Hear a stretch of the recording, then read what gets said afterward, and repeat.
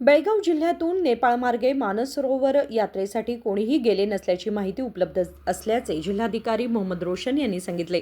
शुक्रवारी बेळगाव येथे पत्रकारांशी बोलताना त्यांनी सांगितले की सध्या उपलब्ध माहितीनुसार बेळगाव जिल्ह्यातील एकही यात्रेकरू नेपाळमार्गे मानसरोवर यात्रेला गेलेला नाही।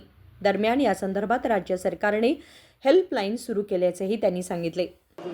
ಈಗ ನಾವು ನಿನ್ನೆ ನಮ್ಮ ವಿಪತ್ತು ನಿರ್ವಹಣೆ ಡಿಸಾಸ್ಟರ್ ಮ್ಯಾನೇಜ್ಮೆಂಟ್ ಪ್ರಿನ್ಸಿಪಲ್ ಸೆಕ್ರೆಟರಿ ಸಾಹೇಬರು ಮನೋಜ್ ಕುಮಾರ್ ಮೀನಾ ಸಾಹೇಬ್ರ ಜೊತೆ ನಾನು ಖುದ್ದಾಗಿ ಮಾತಾಡಿದ್ದೀನಿ।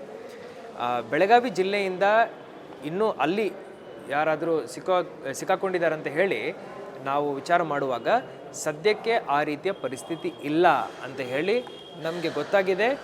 ಆದರೆ ನಾವು ಸ್ಟೇಟ್ ಕಾಲ್ ಸೆಂಟರ್ ಏನಿದೆ, ಸ್ಟೇಟ್ ಹೆಲ್ಪ್ಲೈನ್ ಏನಿದೆ, ಆ ಒಂದು ಸೆಂಟರ್ ಜೊತೆ ನಾವು ಸಂಪರ್ಕದಲ್ಲಿ ಇದ್ದೀವಿ।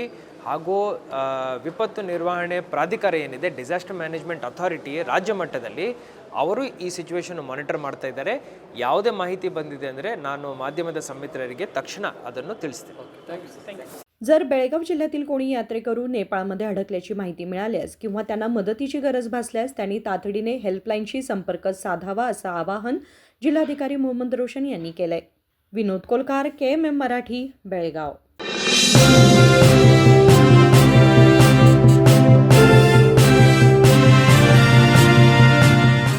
ಭೀಮಾ ಆಗಸ್ಟ್ 10ರಿಂದ 30ರವರೆಗೆ ವರಮಹಾಲಕ್ಷ್ಮಿ ಹಬ್ಬವನ್ನು ಆಚರಿಸಿಕೊಳ್ಳುತ್ತಿದ್ದು, ಹಬ್ಬದ ಸಂಭ್ರಮದಷ್ಟೇ ಪ್ರಕಾಶಮಾನವಾಗಿ ಹೊಳೆಯುವ ವಿಶೇಷ ಕೊಡುಗೆಗಳನ್ನು ಗ್ರಾಹಕರಿಗಾಗಿ ನೀಡುತ್ತಿದೆ। ಚಿನ್ನದ ಮೇಲೆ ಪ್ರತಿ ಗ್ರಾಮ್ಗೆ 1,000 ರೂಪಾಯಿವರೆಗೆ ರಿಯಾಯಿತಿ, ವಜ್ರಾಭರಣಗಳ ಮೇಲೆ ಪ್ರತಿ ಗ್ರಾಮ್ಗೆ 1,000 ರೂಪಾಯಿ ಫ್ಲಾಟ್ ರಿಯಾಯಿತಿ ಹಾಗೂ ಪ್ರತಿ 50 ಗ್ರಾಂ ಬೆಳ್ಳಿಯ ಖರೀದಿಗೆ 1,000 ರೂಪಾಯಿ ರಿಯಾಯಿತಿ ಪಡೆಯಿರಿ। ಹಳೆಯ ಚಿನ್ನದ ವಿನಿಮಯದ ಮೇಲೆ ಪ್ರತಿ ಗ್ರಾಮ್ಗೆ ಹೆಚ್ಚುವರಿ 150 ರೂಪಾಯಿ ಪಡೆಯಿರಿ। ಅಷ್ಟೇ ಅಲ್ಲ, ಲಕ್ಕಿ ಡ್ರಾ ಮೂಲಕ 4 ಕೋಟಿ ಮೌಲ್ಯದ ವಜ್ರಾಭರಣಗಳನ್ನು ಗೆಲ್ಲುವ ಅವಕಾಶ। ಕೊಡುಗೆಗಳು ಎಲ್ಲ ಭೀಮಾ ಮಳಿಗೆಗಳಲ್ಲಿ ಲಭ್ಯ, ಷರತ್ತುಗಳು ಅನ್ವಯ।